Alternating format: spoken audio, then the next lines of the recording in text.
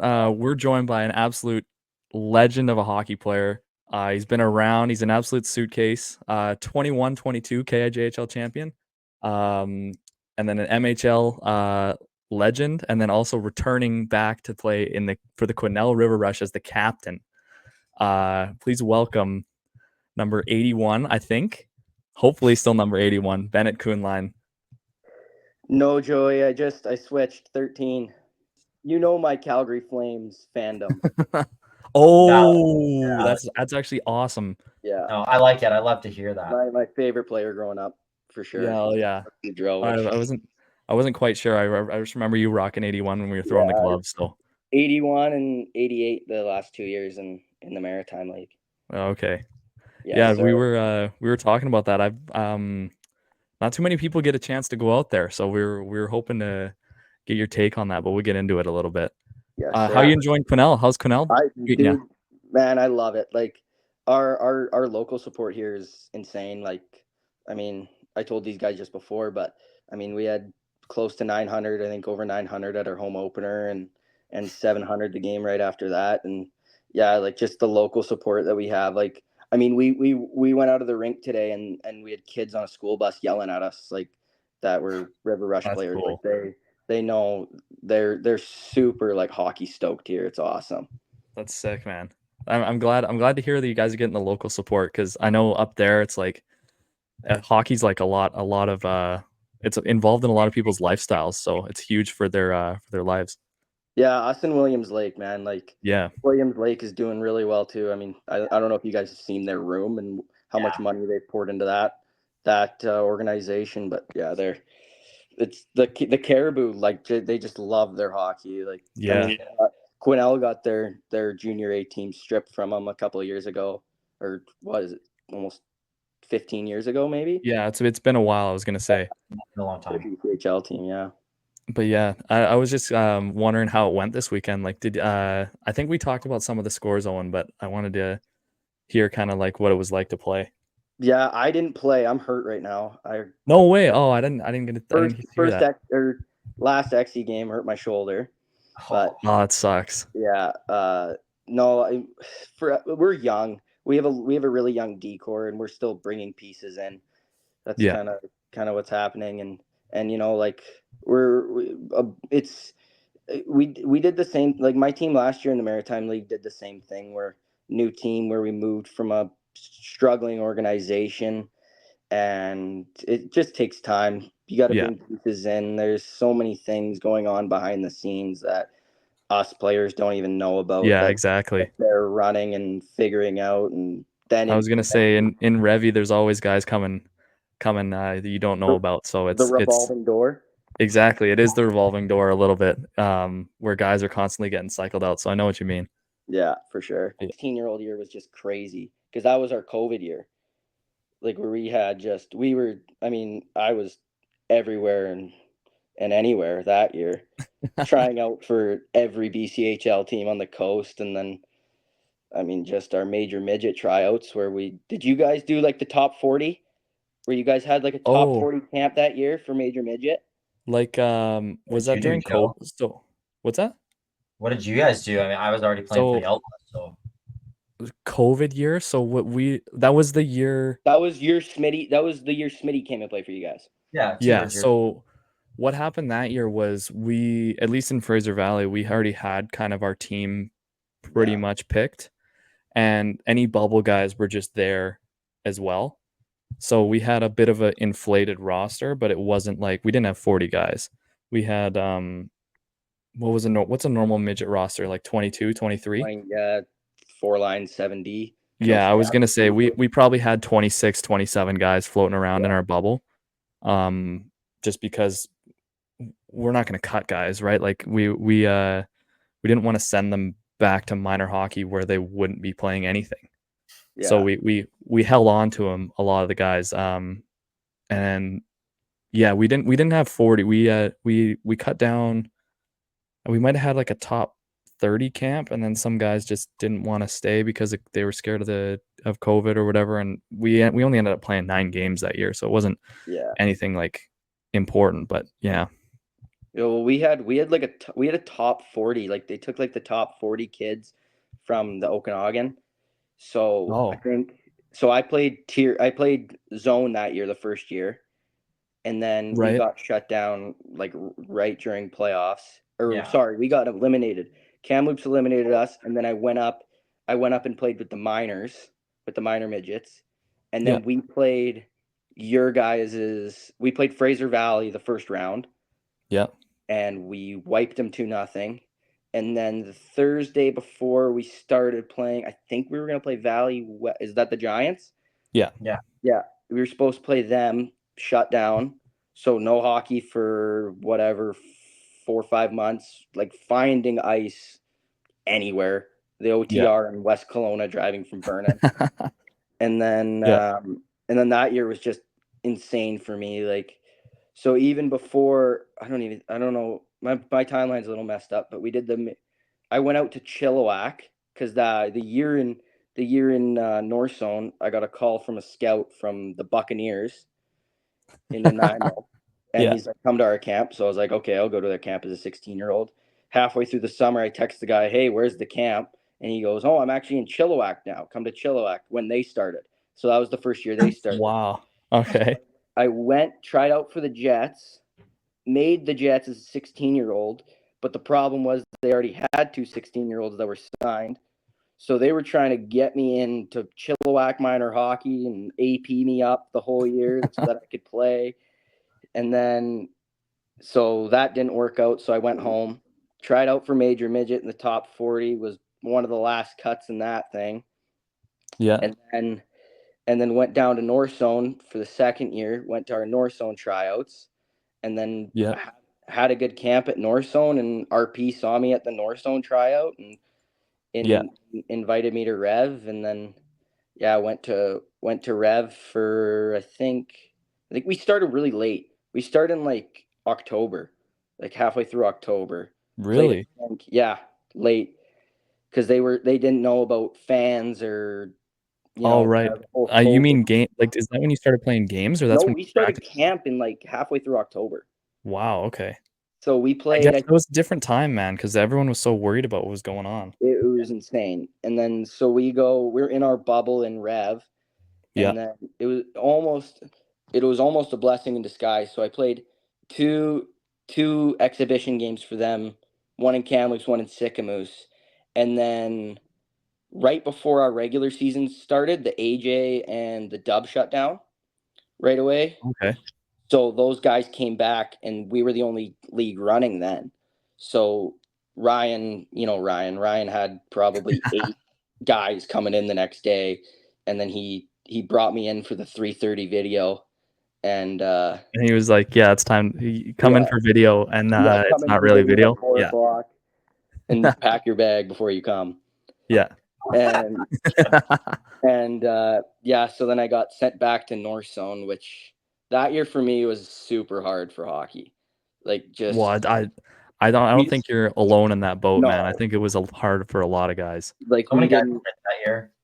Yeah. Insane amount of guys quit that year. Yeah, especially like probably 18, 19-year-old guys. Like, I would have quit. Like, there's no way. Like, you don't know what's next, man. No, I feel like a lot of guys who were in I kind of want to call it tryout years. So guys who are aging out of midget. Yeah. Who were 17 and didn't have like a junior A team were like, what the fuck am I going to do? And just quit. Literally. And guys who were 18 or 19 or 20 and junior who were just like, I've had enough. Like, there were so many guys quitting for so many different reasons.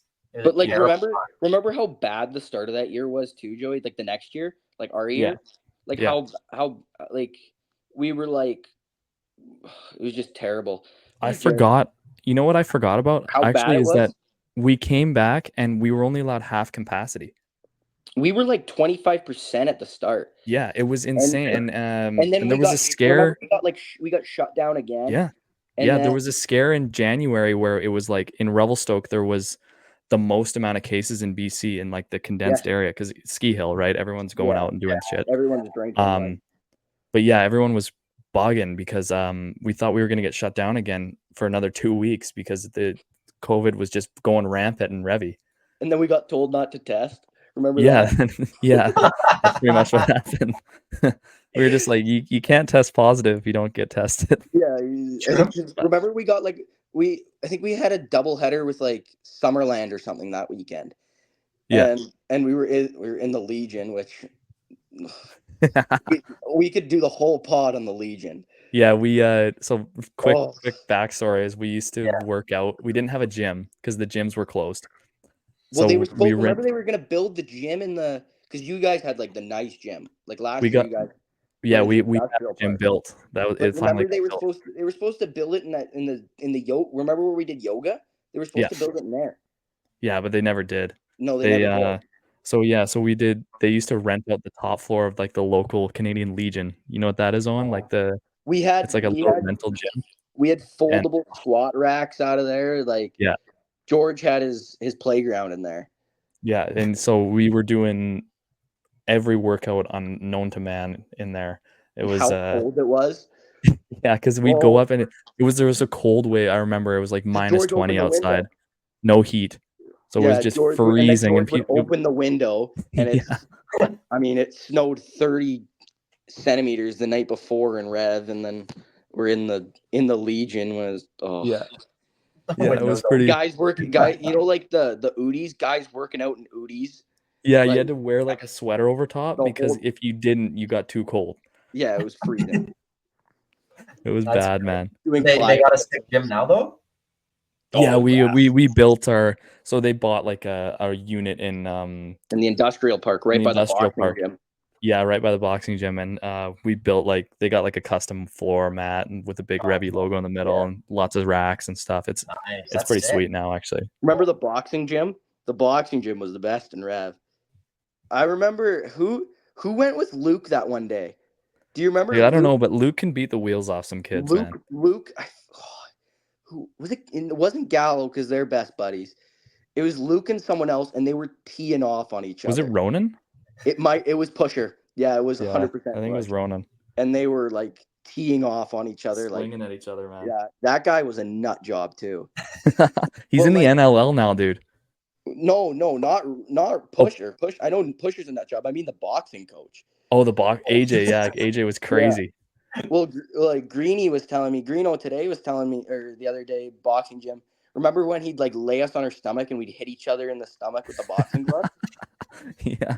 Greeny left and was peeing blood the next day after the boys are teeing off on each other. Like he was, because you used to take the empty boxing glove and just whip each other in the stomach for the core workout. Oh my god, yeah, I remember that. But yeah, like you guys sparring and teeing off on each other, or I fought Owen Chamberlain one day. Were you there for that? And yeah, Chambo's like 6'5". Oh, and he's got the reach of like a fucking giraffe. And Bennett's Bennett. How tall are you? 5'8", 5'9"? Yeah, he's 6'5", and I'm not 6'5", nowhere close. Like 5'9" on a good day. Yeah, I was gonna say 5'9", 5'10". 5'9" with a good sleep. Yeah. But yeah, no, the workouts in Rev have definitely gotten an upgrade since back then. We still did a little boxing this year, but we didn't go too crazy. No, it's not the Soviet Union anymore. Yeah, no. I was gonna say our time in Revy kind of capped off pretty solidly at the end there with the league championship. Can you talk about that a little bit? We heard it a little bit from Smitty, but I want to hear your perspective. Well, that party was probably one of the best we've ever had. Do you remember what you did in the corner of my room? I was gonna bring that up. So whatever. Like I didn't even play that game. I didn't play game 5. I played every other game but game 5. And then so we party. How long did we party in the room for? An hour, 2 hours? Maybe I was gonna say an hour and a half. 2 we hours. were in there forever. We sung our song like 4 times. The video of Lemmy just pile driving the table is one of the best. was that Lemmy or Westy? That was Lemmy. Oh, okay. Like Lemmy, best guy in the world. Just like, I can't believe that guy quit after that year. It's so sad that he didn't get to play the other 2 years with you guys. That guy was sad. The best guy in the world. But yeah, and then we made our way after we that. got denied at Traverse. I think you were with me. I feel like I didn't go to Traverse. I went to the drop. We went straight to the drop. We go into the drop, And remember that Spanish chick bought us like 5 pitchers of beer? Yeah, Yeah. sick. Yeah. It's I didn't pay. Spanish- I probably had like 7 or 8 Okay. different drinks that night. I didn't pay for a single one. No, never. Yeah, never Never. paid for a Like, single one. Anyways, do you yeah. remember So, me getting punched? yeah, I do remember that. Remember, and Stav was there. Stav Yeah, chased the guy out of the bar. It was yeah, trying to beat him up. yeah. Yeah. And then, so we go from I don't know how we got from the drop back to your place, but Dude, we there went, was a convoy. I don't even know who was driving that night. we went to the Joey Trap House. That was the first time I ever hosted. Yeah. No, I was there Only quite a time I bit. ever hosted, I actually. was there quite a bit. I hung out there quite a bit. We had a hot tub, so with you- Cooner came with and you used it a and- couple times. Right. With you, Wally, and Los in that basement suite with Yeah, it was fun, man. 0 food. Yeah, And I must have lost 20 pounds that year. 100%, dude. Like, I remember how bad your billets were there. It was Yeah, it was not nice. good. I've heard the stories. That's good to hear someone else who's like confirming it. Yeah, Yeah. terrible. No, yeah, and then I don't remember much of your house. you were pretty except- fucked up. Yeah, who wouldn't be? And I remember sitting on the couch. So Joey had like 2 couches and a corner, and I think there was like a dog bed in the corner. And just right before I left, like I forget who it was. I think it was Bergie taking me home. Bergie says, "Get up," and I go, "Okay, 1 sec." And I lean over and just spill my guts all over his wall, and yeah, All over the floor. It was fucked. yeah, you and Wally, you poor guys, had to clean that up. Yeah, Wally was pissed. We took the dog bed actually, and we just threw it in the dumpster at the rink. Fair enough. I would too. It was so bad, man. You went all the way to the rink? Yeah, because we weren't gonna like throw it out in our billets You garbage. couldn't find like another dumpster? I don't know. We went. We only knew that one. That was We like only knew that one. We only had the key to that one. They always lock them because of the bears. Yeah. Oh, fair enough. Okay, fair enough. Yeah. So we had the key to that one, so we used it. Besides the championship celebration and your first full season in Revelstoke, you also played 3 games for the Vernon Vipers that year. What was that experience like playing in the BCHL for? I guess that's pretty much your hometown team too, right? Yeah, it was a dream come true. Like growing up, like I billeted for 4 or 5 years, like with the Vipers, like as like from like 7 to like 12 years old. Like, so those guys were just like, and we had some sick players, like I think 4 or 5 D1 commits that lived at my house, like just great role models that I got to grow up around. And yeah, so it's actually kind of a cool story. So I got called up. I think we were going to 100 Mile. It was early February, like right around Valentine's Day, I think. So we were about to hop on the bus to 100 Mile. I actually remember this. Yeah. Yeah, and Ryan called me. He goes, "You got called up to the Vipers." I'm like, "Sweet, awesome. Don't have to go to 100 Mile." Yeah, that was the main thing.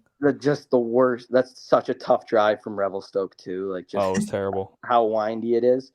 Yeah. So we played. I think we played the night before. I feel like we played the night before, and I'm driving. So I get the call to go up. I'm driving. I get to right around Mara Lake and like just past Sycamoose, and Ryan calls me, and he calls me and he goes, "You can't play tonight for the Vipers. You're suspended 1 game because of that stupid second interference rule, the goalie interference rule." Yeah, you got 2 goalie interference calls, and then you get a game. You get a game, and then I got it in the last 10 minutes, and I got suspended. Yeah. And I couldn't play the game. But thankfully, so I think they were playing Cranbrook or West Kelowna that night. So I didn't play in that game, went and watched. And then thankfully they were playing the next night against Wenatchee. And we were short, like I think we played with 10 forwards that night. So like when I went up there, I played 10, 12 minutes. Like you have to play, yeah. I wasn't sitting, like I was playing. So I played that game, and then they asked me right after that game. They said, "Do you want to come on the bus and come down to?" Because we played it. They played Wenatchee at home, and then we went down to Wenatchee. Oh, okay. So I got to play 2 games in Wenatchee, which was awesome. Like that rink is sweet. Yeah, Like, dub rank now. well, as Dub soon as rank, as soon as they announced the dub team, I'm like, that's perfect. Like, they deserve Yeah. one. That rank Yeah. is like beautiful, like super sick. The fans are really good. We played them on military appreciation night, so the brink was packed. Nice. They wore like sick camo jerseys, and they were sick. They were really good that year. They were good. Yeah. Yeah, they had. I think their like best player was Cade Littler, who was like a 6th rounder to Calgary. Yeah. He was, I remember him. he was really, really good. But yeah, I played I think 10 minutes the one game, like 11 minutes the next, and like 9 minutes in the last game because we had a couple guys come back. But Yeah. yeah, Okay. like I went down there, like actually played. I mean, the guys there, like I'll speak very highly of the Tanaka Campbells, like Seiya and Jojo Tanaka Campbell. He's the captain. Yeah. Yeah. Both guys, they're both at Yale. Like those guys are two of the best guys in the world. Like I know probably Nice. for a lot of guys getting called up to the BCHL, like they're probably sitting in their stall shitting bricks. Like no, like the Vipers that year, like they embraced me with open arms. Like just super nice guys. I was there for 5 days and I felt like I was on the team. Like Yeah. Sick. just super, super nice guys. That's Sick. amazing to hear. I feel like a lot of guys have kind of the opposite experience when they get called up. And I've heard nothing but good things about the Tanaka Campbells. I played against Seiya a lot growing up. Yeah, I guess so, right? Spring, but I never got the chance to really meet either of them. But both, I know they're both sick. Like they're both at Yale, you said? Yeah, they're both unreal. Yeah, I know. Seiya played for Team BC in my year as well. So just like a 5'7" guy who just flies around the ice. Like, yeah. Well, and then so you get to play your BC. You get your cup of coffee in the BCHL. You win a KI championship, and then how does this opportunity to move to the Maritimes come about? Tell us all about your 2 years there. Your first year, 33 points. You had a pretty good offensive year. So what was it like? I mean, 2 different teams, but I think you said one. It's the same team and it just relocated. same organization. Okay. So my summer that year was kind of insane. So I played the 3 games for Vernon as a call up, and their camp was 2 weeks after Cyclone, I think.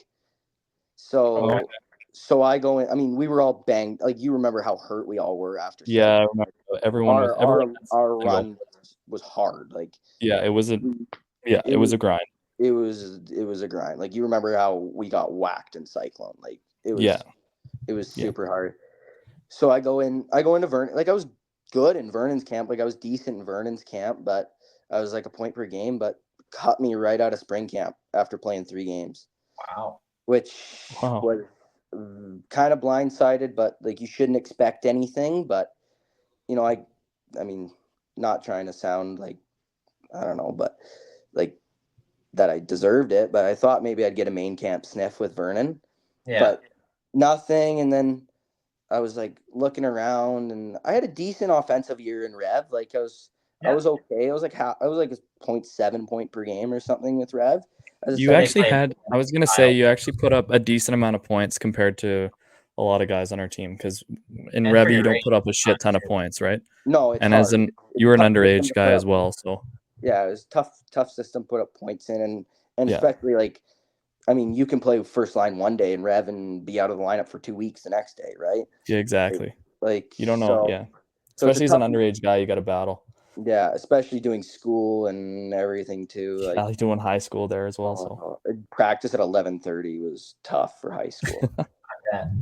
But yeah, so I was like kind of looking around, and I had like a couple AJ camps I could have went to, SJ camps I could have went to, but didn't really want to go anywhere unless it was a for sure deal. And that same scout that got me to Chilliwack, he got me a spot in the Maritime League, and oh wow. And he's like, would you ever go out to the Maritime League? And I was like, absolutely. Like, they had a guy my year, Caleb Garrett, when I went to Chilliwack, when I played a little bit with Chilliwack. Yeah, I know Garrett. Yeah, great guy. He played for Yarmouth in that league. Okay, So he played a little bit in Yarmouth the year before, the 2019-20. So I was like, you know what? Like, I'll go out there. And I mean, our team wasn't very good. Go look at our record. I think we won 10 games that year. And that whole year was just an absolute shit show. Like we go. I think we went 3-3 through our first 6, and we take the Summerside Capitals, which is kind of the top dog in that league. They're the big team, and we take them to overtime as the last place team the year before, and we get a point out of overtime, and the next day our coach is canned, and we all walk into the room and like, where's our coach? And the boys open up Twitter. The boys open up Twitter, and we found out our coach was canned on Twitter. That's Yeah. wild. And yeah, it was insane. So then we have coach named Sean Woodworth. His kid's pretty good, Luke Woodworth. He's the captain of Drummondville in the Q. Yeah. So we have Sean Woodworth for a bit, and then we get a coach named Kirk Tomlinson, who is a character in his own right. He played, I mean, you can DB him. He played, I think, probably 15 years pro. Really?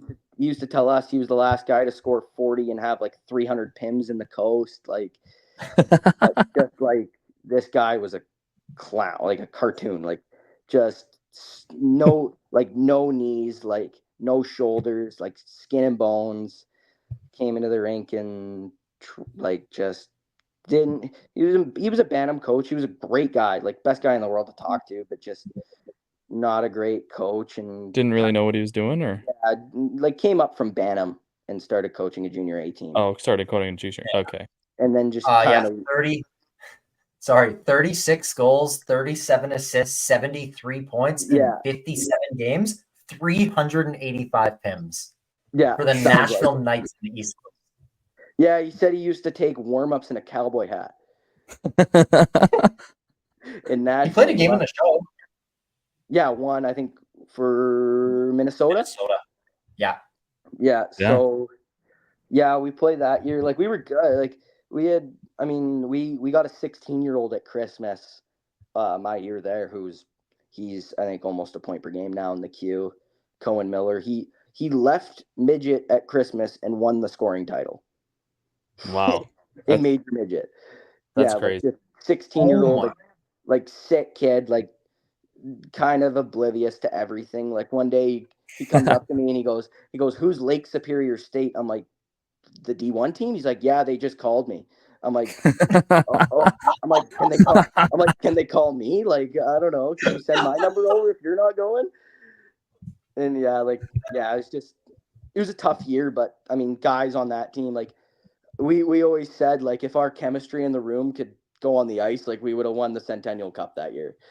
Like we were, it was just an insane group of guys. Like, I mean, I mean, if you guys know any East Coast guys, like those guys are the best in the world. Like, just hilarious. Like, always want to go have a drink. Just getting after it. Top notch guys. So what kind of transpired your second year? Because like you said, your first year you guys kind of maybe struggled a little bit, and then how did it end up moving, and like what happened?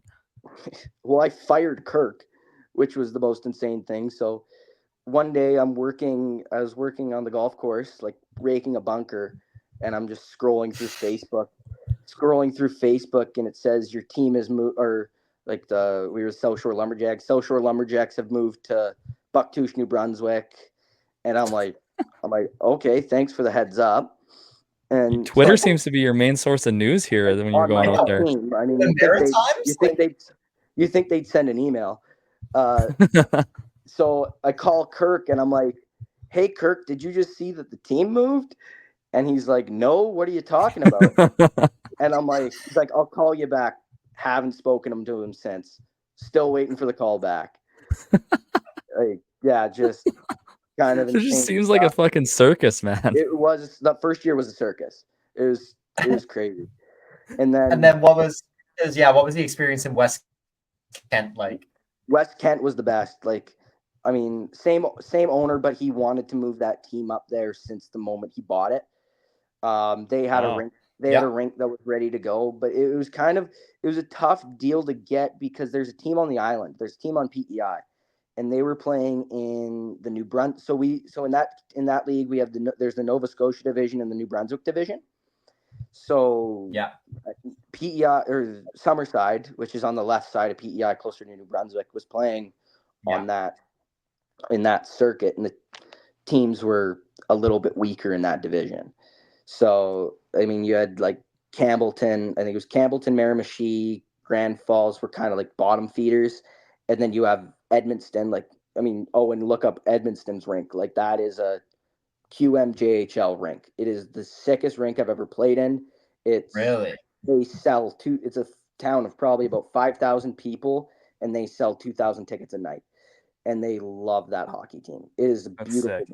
But so Summerside didn't want that team to move, or they didn't want us to move up there because then they'd have to play in the Nova Scotia division, and the travel's a little worse.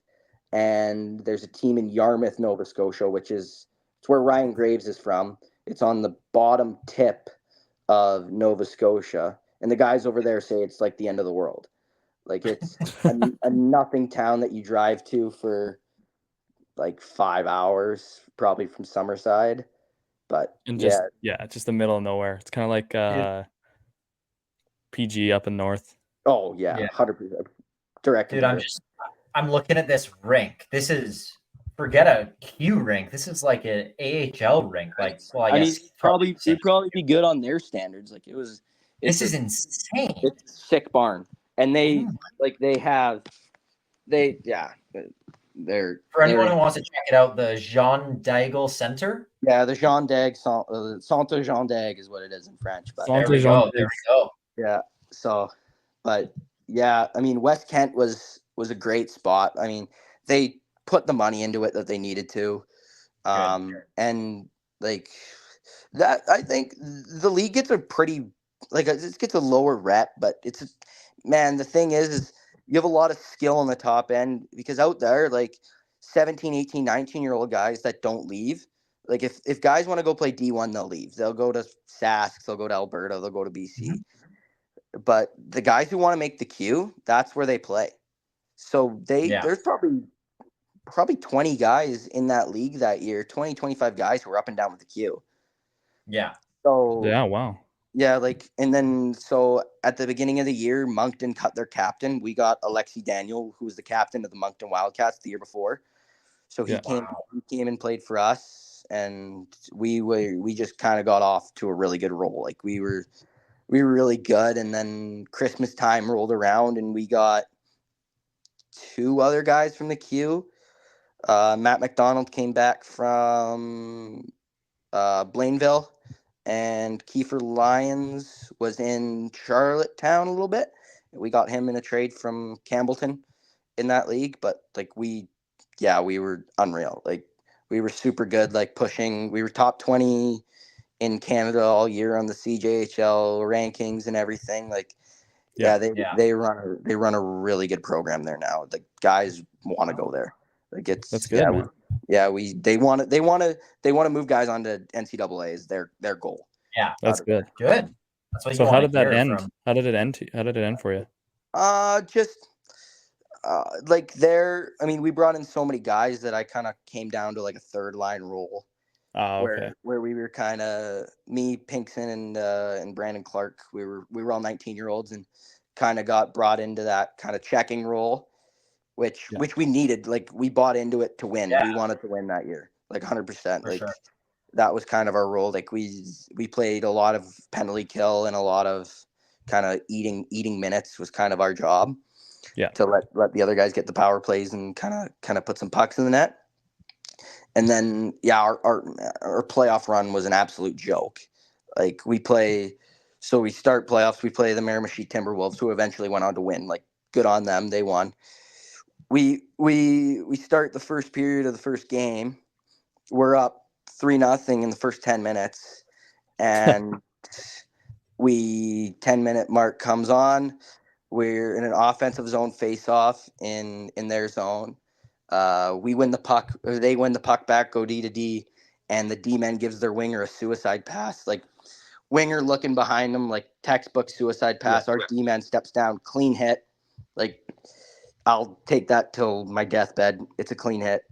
And he kind of helicoptered, hit his head on the ice, and had a seizure.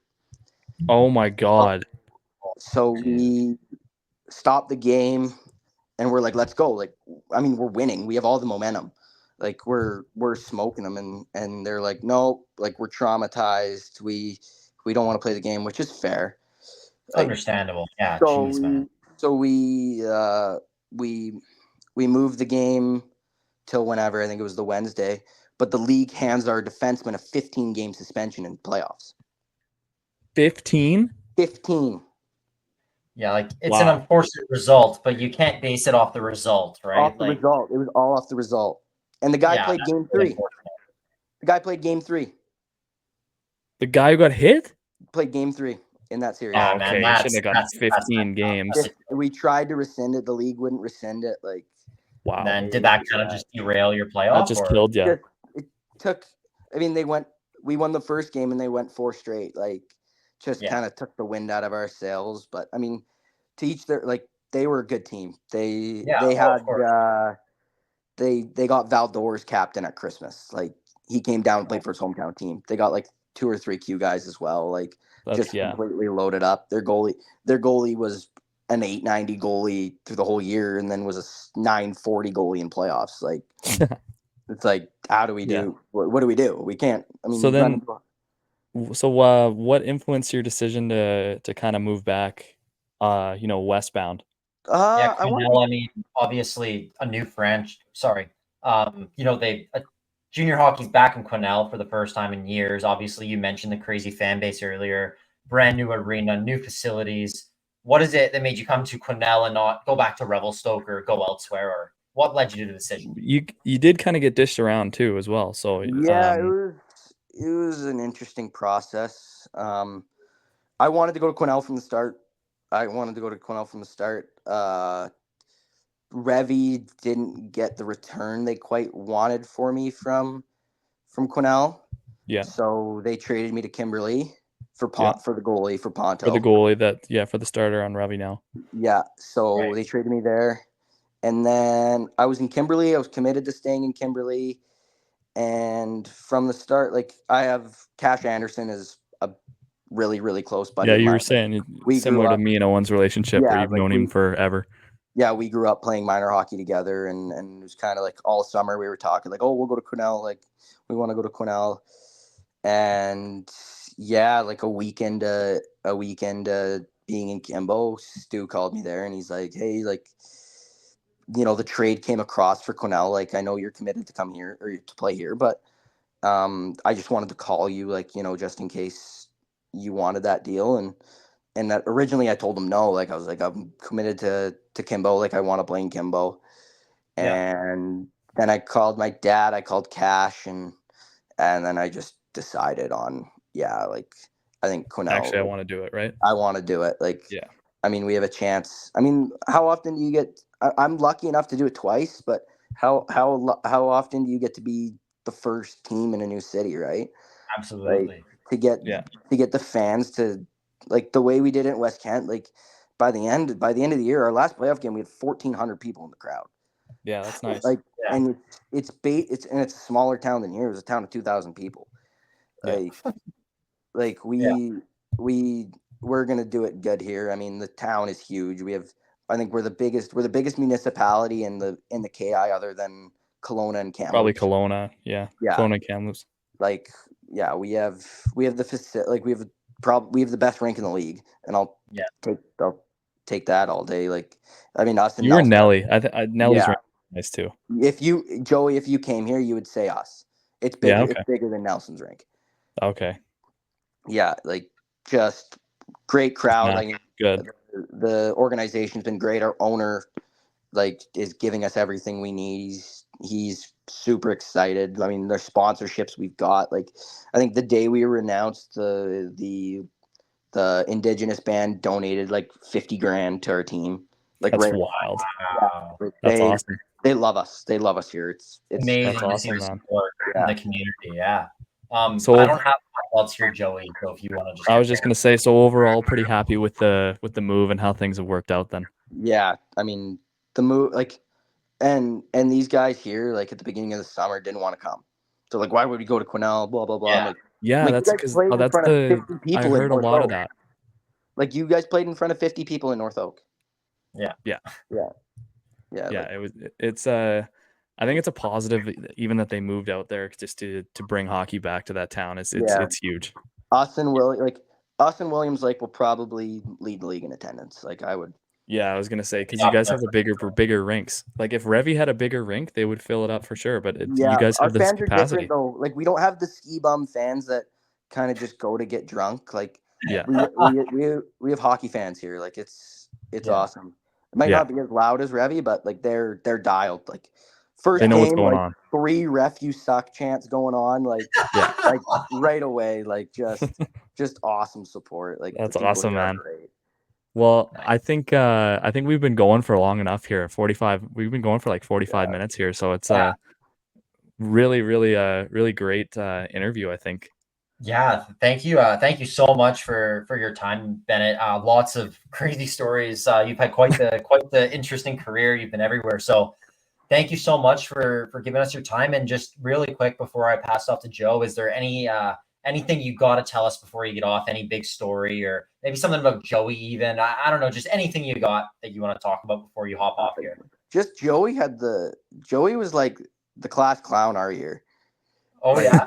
Joey, like it was just pick on Joey day, I think almost every day. Yeah, every day in practice because we had 20 bomb Weirzy, right? Weirzy wasn't putting up with any of that shit. So if any of the boys wanted to break away or wanted to work on like their fucking I don't know, bullshit. They'd always ask me to come up. Always up for Tupac. Yeah, every time. Yeah, Meat Sauce Joey, every North time. Oak Joey, Princeton Joey, 100 Mile Joey. Third I think string. you had a new nickname every week. Third string Joey. Third string, yeah. So we brought up an AP one time, and he kept hogging the net. So I was like sitting in the corner all the time. Yeah, they started calling me the third string. Yeah. That was a lot. I think that was like Ports and Gallo driven was a lot. Ports and Stav and Gallo. Stav, yeah, Gallo. We had a good group, man. That group was it. I don't know how your other groups were, but that group was a close group. Like that was I haven't had a group like that in a while. I'd say our court sessions were like legit like laughing on the floor, crying. Like, and we partied too, man. And we knew how to get the boys together, and it was just we were all gelling so well. It's why we won. 100%. It's why we won. It's why we 4-0'd Oso. Yeah, exactly. It's 100% why. Yeah.